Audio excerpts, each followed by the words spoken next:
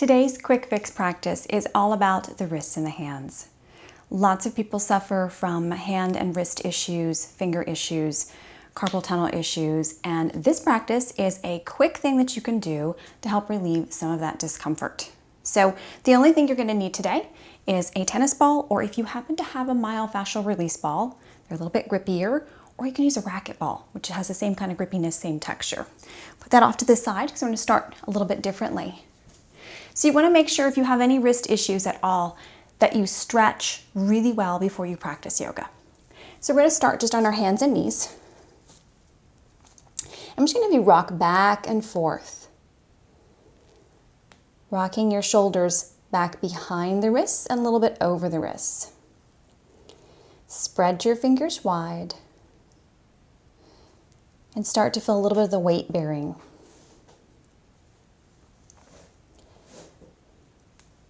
We're going to turn those fingers and face them inwards toward one another, as close as you can get them. And then you're going to rock a little bit left to right. Same thing here. The heel of the hand may lift off just a little bit.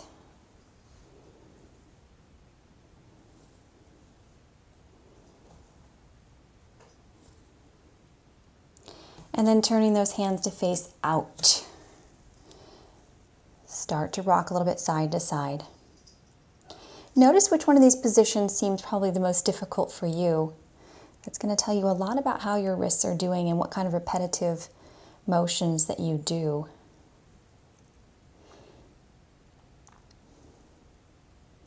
And then just walking your hands back a little bit closer, you're going to turn those fingers as much towards your toes as you possibly can. Spread your fingers wide. So here you're going to rock forward just a little bit, and you're going to begin to rock back and peel the heel of the hand off, keeping the fingers down. 10 deep breaths here.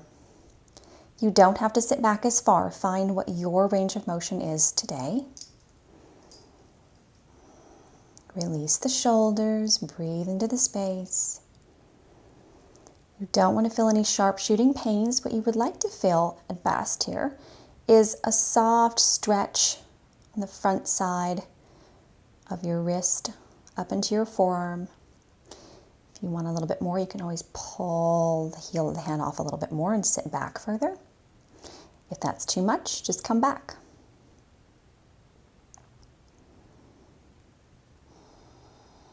Last deep inhale and exhale.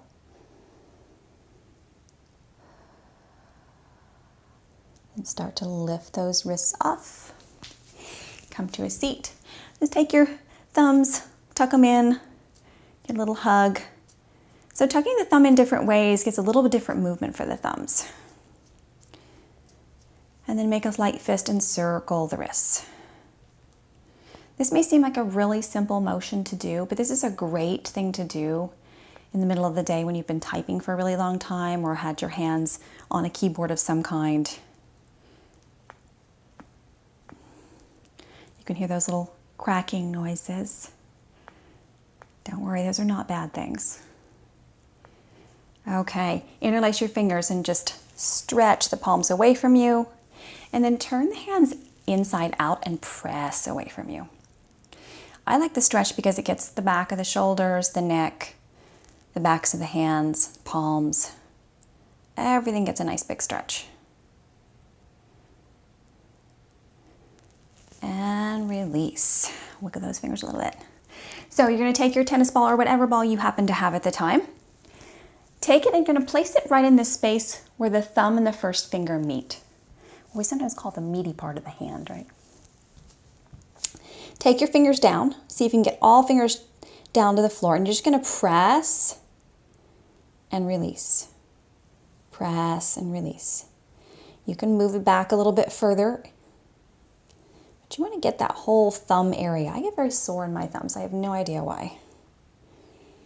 Maybe because I'm using the mouse so much.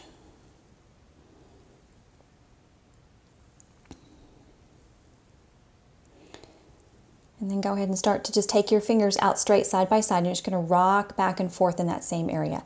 So how much weight you put on here is going to depend on how much rolling out you get. And yes, you can roll out your palms. Roll around the palm into that thumb space. And then take your tennis ball and just give it a nice big squeeze. You're thinking this is what I do all day, but it's nice to get all of this lined up. So you're gonna hold it, squeeze, 1, 2, 3, release, 1, 2, 3, release. Other hand, same thing. Find that space in between the thumb and first finger, fingertips down. Press and lean, release. Press and lean, release. This may feel like it's not doing a whole lot, but I promise you that they will feel better later. I always find that this is a great help to my hands. Maybe you move that ball over a little bit, find a different space.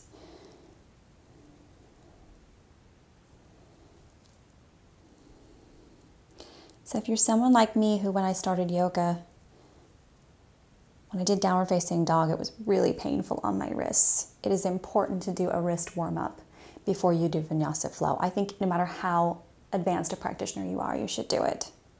Okay, once again, take those fingers in line with each other. Just roll that ball back and forth, top to bottom. You can make it go in circles. Put a little bit of pressure on there, just getting a little rolling out.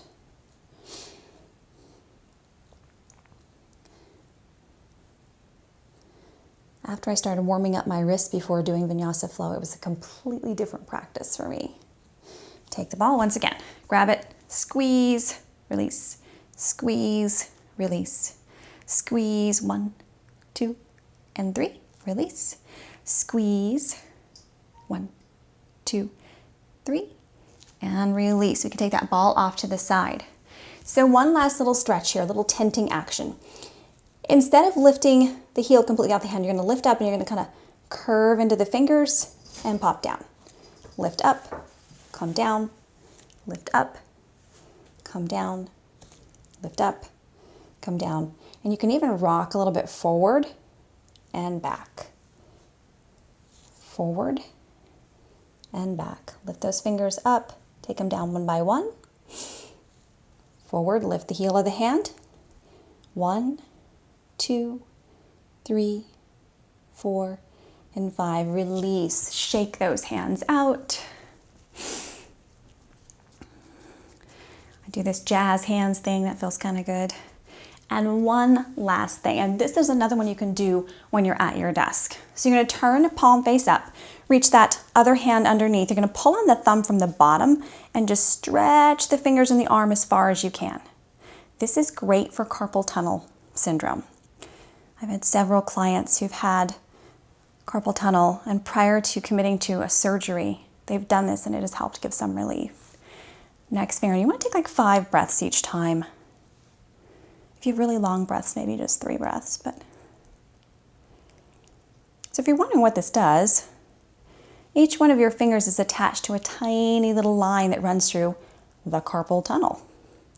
Sometimes, like any kind of traffic occurs, some of that stuff gets all kind of wound up together like a bunch of threads going through a straw. By doing this, you're sort of pulling on those threads to line them up side by side. And once again, never pull where it hurts. You want to pull where you feel the stretch. Release that hand. Other side. Come around underneath. Pull that thumb, stretch out the hand. So it's important to get this arm really stretched out long. Otherwise, it's not quite the same effect.